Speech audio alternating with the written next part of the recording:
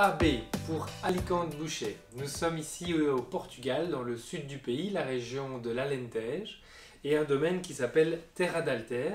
Alors, cette cuvée issue à 100% du cépage Alicante Bouschet est un vin très intéressant. Tout d'abord, la robe très profonde, très noire, nous rappelle que l'Alicante est un des rares cépages dits teinturiers, c'est-à-dire que c'est un cépage dont le jus, quand on éclate la peau de raisin, le jus est déjà coloré et déjà rouge, alors que la plupart des autres cépages, le jus est blanc. Donc automatiquement, on a des vins qui ont beaucoup plus de profondeur dans la robe.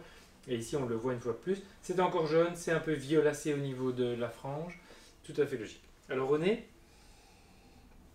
l'Alicante, c'est déjà très généreux, très gourmand. Ça sent le fruit, très mûr. Avec ici un élevage en fût, donc ça lui donne un petit côté un peu boisé, un petit peu chocolaté, un peu crémeux également. Donc c'est voilà, c'est déjà très flatteur en fait au niveau du nez. Il y a encore un petit côté floral hein, quand on l'aère. C'est un petit côté un peu presque un peu violette.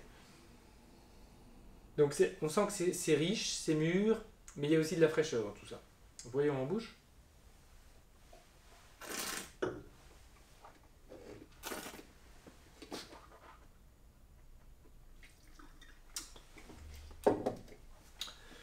En bouche, on a un vin rouge moderne, très rond, très immédiat, qui va vers vous, euh, avec malgré tout quand même, après une certaine puissance qui se développe, une trame tannique qui est un peu présente, donc ça amène vraiment une charpente au vin, et ça en fera certainement un beau vin pour des viandes rouges, des viandes rosées. On pense au magret de canard, on pense à un beau pavé de bœuf, si vous aimez les viandes exotiques également.